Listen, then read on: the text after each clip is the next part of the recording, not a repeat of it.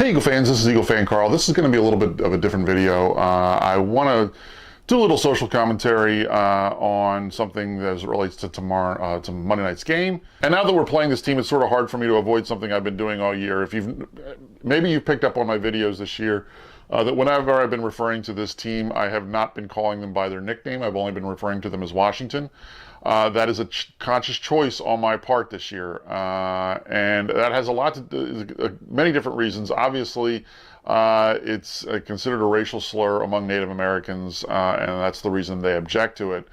But on another level, for me, I also felt a little hypocritical looking back on it. It dawned on me at some point during the off season that, you know, here's an R word that people are objecting to. And I work for a national disability organization that we do a lot of disability advocacy, and there have been campaigns against an R word in the disability community.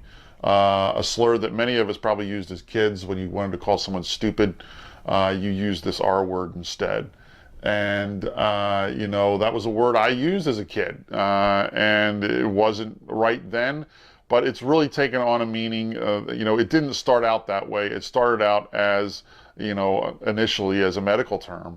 But it's become such a derogatory term and used in such a derogatory manner that there has been active campaigns to get rid of that word from our vocabulary. And as a disability organization, obviously, it's a word that we really feel strongly about that shouldn't be used.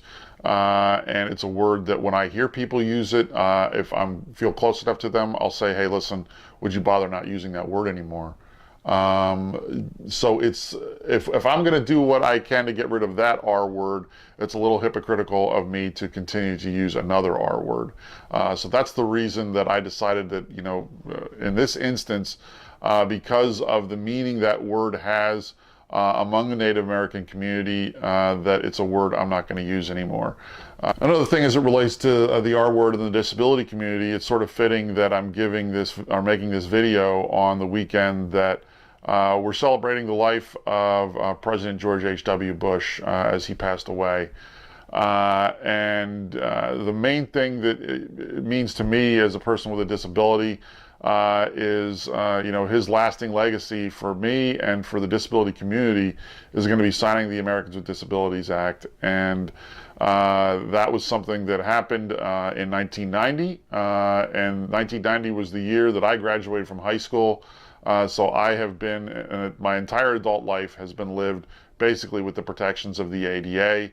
And obviously I have benefited from the ADA as an individual. One of the things with the ADA that we work at as a disability organization, you know, there's a lot of laws in place that make certain things the way they're supposed to be as it relates especially to architectural barriers and you know, making sure that things are in accessible formats in terms of, you know, print, and making sure that things are done in a way that you know, that accommodations are made for people when they need accommodations.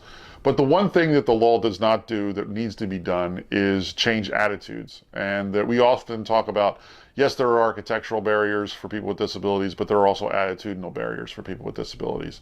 I do have limited mobility. As I've gotten older, my mobility has decreased, but I use my wheelchair, and as a result, what I end up doing, you know, when I use my wheelchair and when I walk, I often say that, you know, when you encounter some people, it's almost as though, you know, my IQ points go down by 30 to 50 points when I sit in the wheelchair. That obviously, if I have a physical disability, it must mean I have an intellectual disability, which is, you know, that's just an attitudinal barrier that people with disabilities face. People with disabilities face other attitudinal barriers.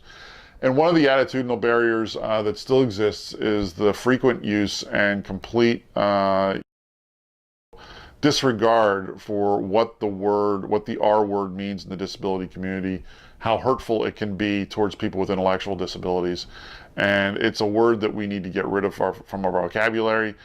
So in honor of President Bush and the Americans with Disabilities Act, I would ask you, if possible, to please stop using the R word in your everyday life.